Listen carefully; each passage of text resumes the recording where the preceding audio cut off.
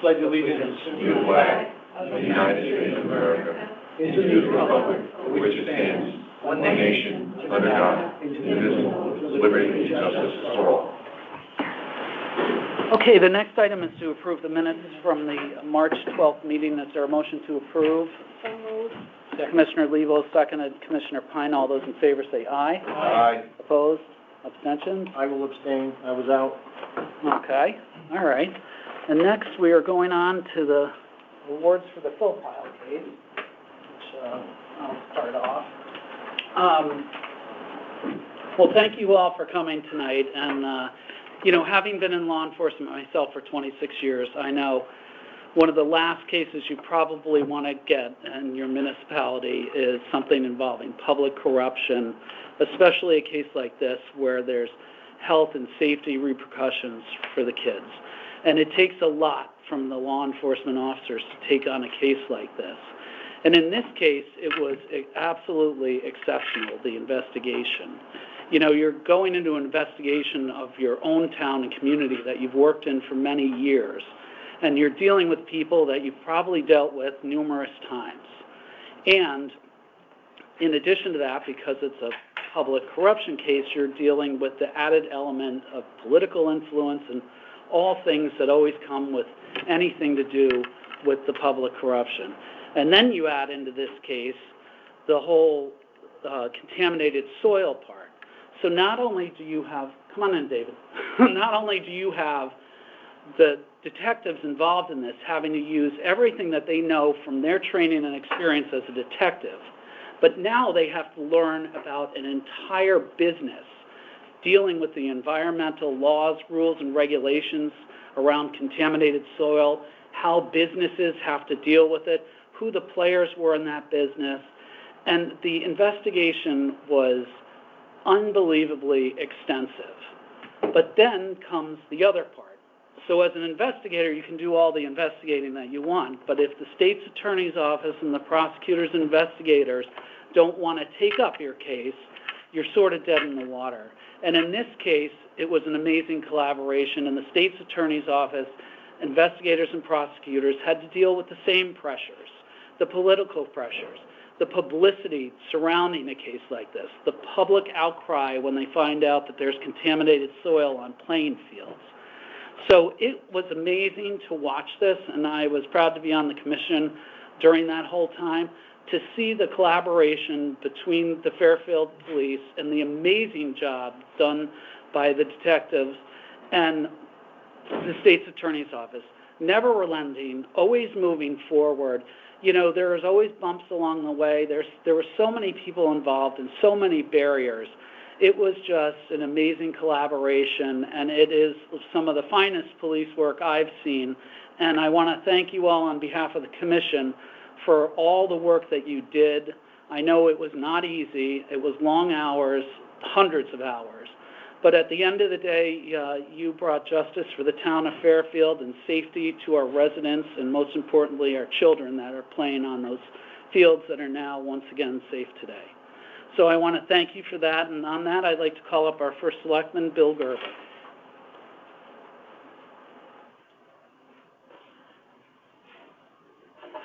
Thanks, Jimmy. Sure. Commissioner Miller. This is a really, is Tamerlan here? Yes. Hey, this was one of the hardest things that I've had to deal with. I was on the RTM at the time when Ron Pine was on the RTM, and he called for an investigation into this on one of the committee that he was on, and I remember not really even knowing what this is about. I live on the other end of town. This was a pile that was growing, and I'd heard about it, but it was kind of foreign to me because I never really got down there very often. And the residents kept saying this pile's getting bigger and bigger. Like, what are you doing about it? It sounded strange to me, but I assumed, hey, there must be a reason. I've learned a lot from this case. I've learned a lot about people, about looking so in the eye and getting an answer from them that with a straight face. They were being, untruthful. And what we saw here were things, I learned things that I wish I hadn't learned, which I should have learned as an auditor for many, many years. But I learned more than I would have hoped to about human nature in this. But on the flip side of it, I learned about our investigators who I know this could not have been easy. You're investigating, people that you knew, maybe some people that you liked, and there is a line that some people can draw where they say there's just a line between right and wrong, and I do respect when someone can make that distinction and say, if this is just wrong. I mean, once some of the facts started coming to light, just indisputably bad things happen, and to be able to say that this is wrong and I'm going to pursue this to the very end. And from my perspective, it was just right and wrong. And there were political pressures. There were people who said, "Oh, this is this couldn't be. This is being overblown." They were wrong. And this wasn't overblown. This was a big deal. This was a horrible thing to happen in this town. And there are no excuses for that. And so working with Tamerlan on this case, hopefully Tamerlan got to understand that, I drew that line pretty brightly, that this was wrong, and I was willing to do whatever she needed me to do, and my office was. And I think it's worth noting that Attorney Chapman, that your persistence has, although no one's happy about this, but you were able to recover some pretty substantial monies for the town. Net, there's no way to recover all of the money, but the money that you did help us recover will go to help fund some of the remediation, and we thank you for your persistence in taking this on. And to all the investigators in this, we thank you for your persistence and your ability to put right over wrong, and possibly even put personal relationships to the side to do us right. So thank you.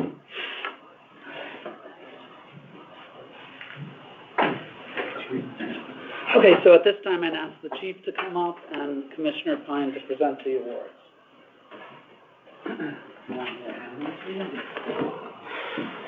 Commendation for distinguished service and dedication to justice. Town of Fairfield Board of Police Commissioners proudly recognizes the exceptional contributions of the following individuals for their instrumental roles in the investigation and prosecution of the Fairfield Philpile case. Just hold till the end, and I'll read something off, and then I'll call you up individually. Fred Hine, John Bucciarati, Tamerlan Chapman, Matthew Schroeder, and David Posadas. In 2017, Fairfield faced a significant environmental and public health crisis due to the illegal dumping of contaminated materials at various sites, including public parks and playgrounds. This situation not only posed serious health risks, but also to the substantial financial burdens and loss of public trust within our community. The collective efforts of this team led to the successful prosecution and conviction of those responsible, including significant sentences and restitution orders. Their work has been instrumental in restoring public confidence and initiating the healing process for our community. The Town of Fairfield Board of Police Commissioners extends its deepest gratitude to each of these individuals for their exceptional service. Their actions exemplify the highest standards of public service, and their legacy will continue to inspire all those who serve the Fairfield community. Retired Detective Sergeant Fred Hine, as the lead investigator, demonstrated exceptional dedication and meticulous attention to detail. His relentless pursuit of the truth laid the foundation for a comprehensive investigation that brought light to the extent of illegal activities. Fred, would you come up, please?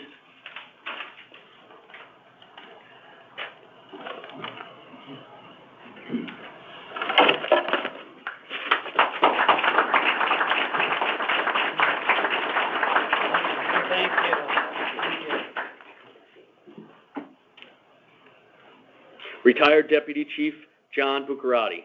provided steadfast leadership and oversight throughout the investigation, ensuring that all efforts were conducted with integrity and rigor. His guidance was crucial in navigating the complexities of this case. Chief Bucciarati, would you come up, please?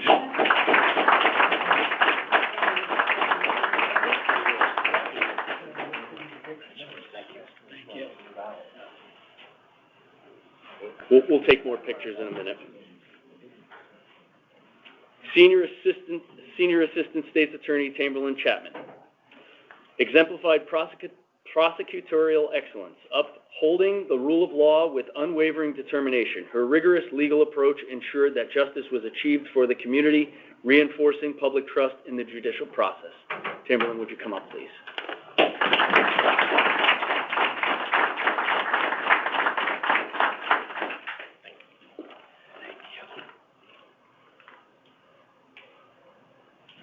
Inspector Matthew Schroeder and David Posadas, I'll do Matthew first, conducted their investigative duties with precision and professionalism, meticulously gathering and analyzing evidence. Their efforts were essential in building a strong case demonstrating a commitment to public service and that Fairfield deeply values. Matthew and David, would you come up, please?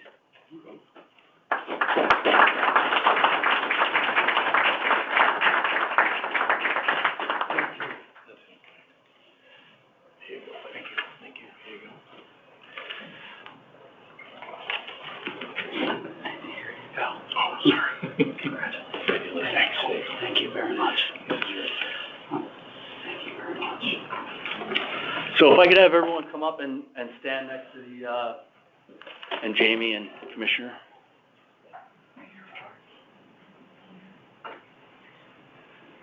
Just for a quick photo op. Bring your plaque. Yeah, bring your plaque. Where do you want us? No, don't just all.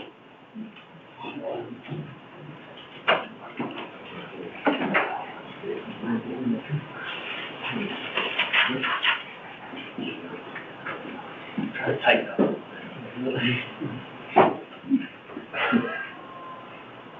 That's good. Huh? Don't mess with us.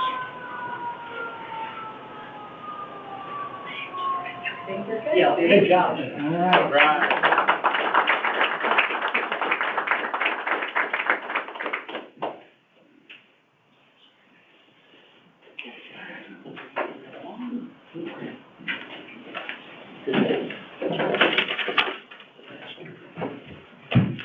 All right.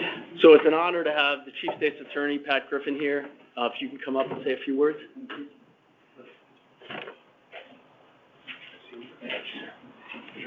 Thank you. Thank you for inviting me. It's an honor to be here. And, you know, as a Chief State's Attorney, I hear over and over again how the criminal justice system is broken. I hear over and over again how there's no trust in our communities, in our police departments. And I say over and over again that they're wrong. They're looking in the wrong places. And so when I come to a ceremony like this and I listen to the heartfelt thank yous, I know that the work that was done here is meaningful and is significant. And when you talk about important work, playgrounds that are free of contaminated soil, I think ranks fairly high, right? It's a maxim in the legal profession, certainly from prosecutors, that good prosecutions, which are defined as successful prosecutions, require good investigations. You can't have one without the other. They go hand in hand. I come from a police family. My father was a chief inspector in Waterbury for 48 years, and my brother Jimmy retired as a captain of the police department in Waterbury, and I have two sons that are police officers. So I know that it's important that the investigation be done properly in order to have a proper handoff to someone like Tamberlin, so that Tamberlin can do what she does best and what she's been trained to do. And so to tell you that I'm proud of Tamberlin and Inspector Posadas and Matt Schroeder is an understatement. But I'm most proud of the fact that the relationships that were developed here will last. And I think that there is confidence. I hope that the system did work this time. It's not perfect. No sentence is everything, you know, no amount of restitution is always the amount that we'd hope for. But what is justice? It's unique to each case. And I'll tell you this, it's sending a strong message that this community, the Chief State's Attorney's Office, the law enforcement community isn't going to put up with contaminated soil and playgrounds, and that this community took it very serious, and that the investigation that was conducted was long, it was highly complex, that the subsequent prosecutions were among the most complex that the division put on over the last few years. You know, we do murder cases, and we do robbery cases, and we do sex assault cases, but very few people can do what Tamberlin did. In fact, within my agency, let me think who could do them besides Tamberlin. I'll get back to you next week. So I want to thank you and just tell you how proud I am to have an opportunity to come and say a few words, what it means to me as the Chief State's Attorney, and I'm sure what it means to the group that you would take the time to share your thoughts. So thank you.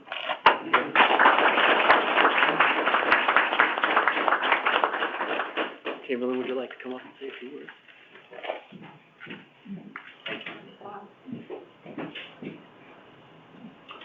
Thank you.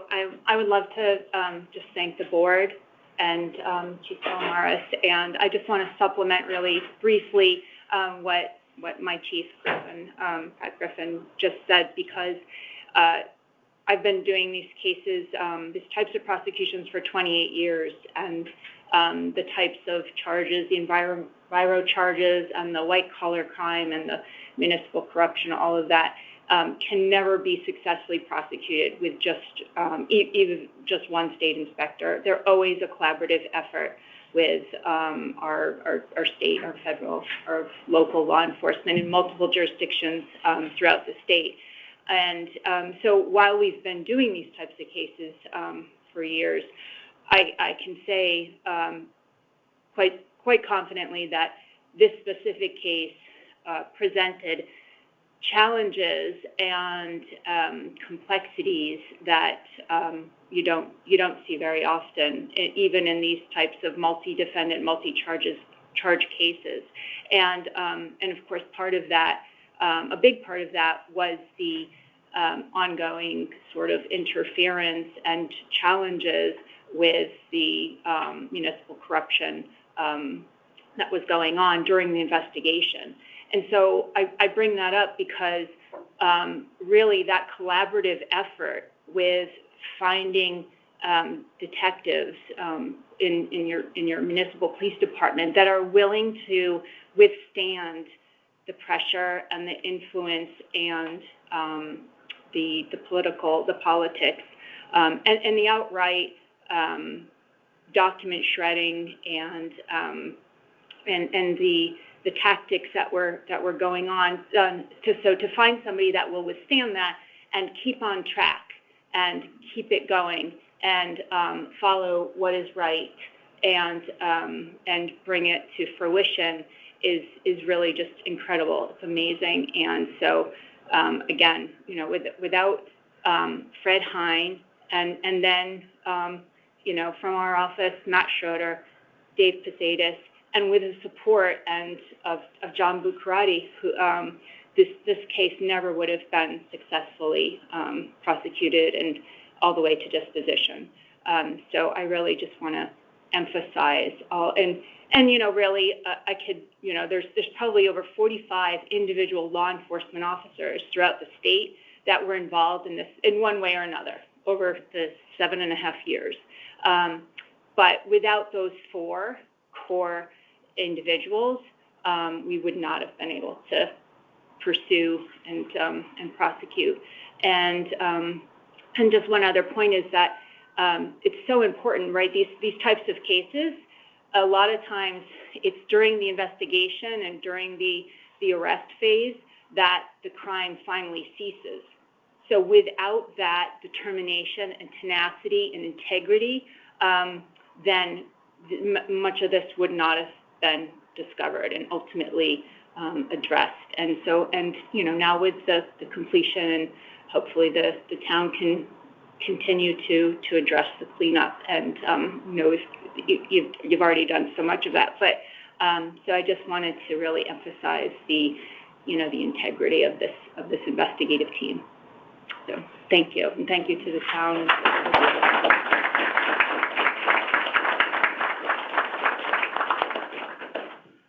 Okay, that concludes our awards portion. So, if you all want to move on, unless you want to hear the noise variance applications,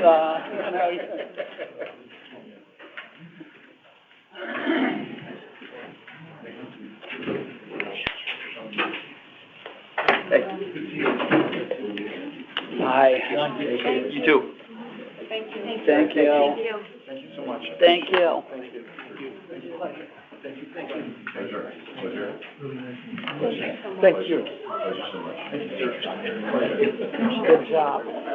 Thank you. Good job.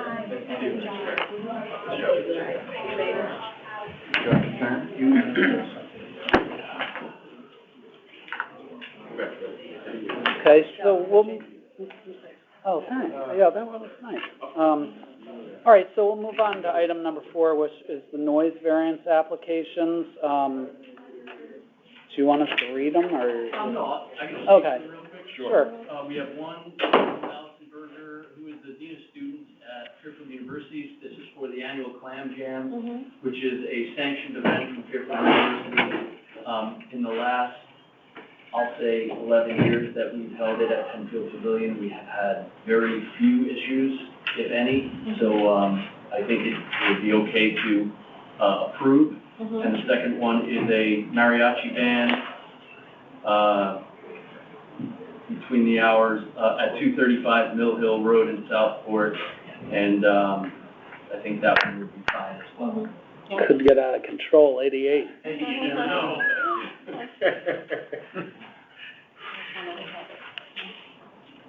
We got one more, right? And then you got the wedding? Sorry, yep. Wedding reception at Fairfield University. They usually have their parties there all the time. We never have an issue. I think it's a rubber stamp. All right, so is there a motion to approve, or we have to vote on them, or you're just telling us? Yeah, I can just sign off on it. Okay, all right. Anybody have any concerns? No. Hearing none, we'll move on to item 5, the animal control donations. And I can read it because it's just a $60 cash donation by an anonymous donor. Is there a motion to accept? I move to accept. Second. Commissioner Ambrose, second Commissioner Pine. All those in favor say aye. Aye. Opposed? Carries unanimously. Item 6 is the review of the March monthly report. Are there any questions? Good job. How are all the verbal warnings going? They're really good. We had a significant increase in traffic stops, but most of them were verbal warnings. But as of April 1st, they flipped the switch. Right. Distracted driving, yeah. So they're out there giving out infractions for distracted driving. Great. Where do we stand with the cameras? Are they in place, or I'm sorry? the cameras? Oh, so the speed cameras are not in place. Not Yeah, yeah. We have probably about 4 to 5 months before this is. You gotta order, yeah. Okay. Okay. Anybody else have anything? Nope. All right, so the next item is to go into executive session for the new hire interviews. Are they here, or? 5 p.m. was the time I gave. Oh, okay. Close. Oh, wow. I think it went out, and I think there's still some. All right, well, I'll make a motion to go in executive session. Second with Commissioner Pine. All those in favor say aye. Aye. Opposed? All right, we go into executive session at 4:57. And I'll, That table's gonna move over.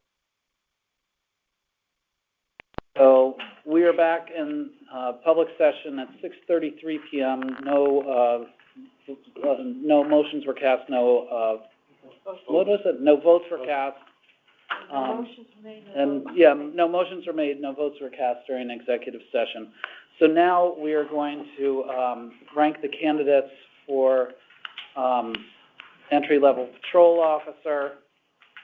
I'll make the motion that we rank them number 1, John Andrews, number 2, Matthew Kunkel, number 3, James Murko. Is there a second? Second. Commissioner Pine. All those in favor say aye. Aye. Opposed, abstentions, and this list will remain active until July 1st? No, how long? A year? Yeah, we have the vacancy, so unless they get disqualified for, Okay, so July 1st good, or till the end of the year? Yeah, you could say July 1st. Okay, so we'll make these, active until, Go beyond July 1st in the event that I cannot. okay. That's a year. How about September 1st or something? Sure. Yeah, September 1st. I will, Yeah, right. probably be gone by then anyways, if they're not effective here. Okay, and then, we'll authorize the, chief or lieutenant to give conditional offers, effective immediately to John Andrews and Matthew Kunkel.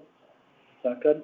Is there a second to that motion? Second. Second, Commissioner Ambrose and Commissioner Pine. And I think that's it, right? All in favor? Okay. All those in favor? Aye. Aye. Opposed? Abstentions? Okay. All right, well, if there's nothing else, then I'll make a motion to adjourn. I'll take all those back. Yeah, you want. Second, all those in favor of adjournment? Aye. Opposed? Abstention? Okay, we're adjourned.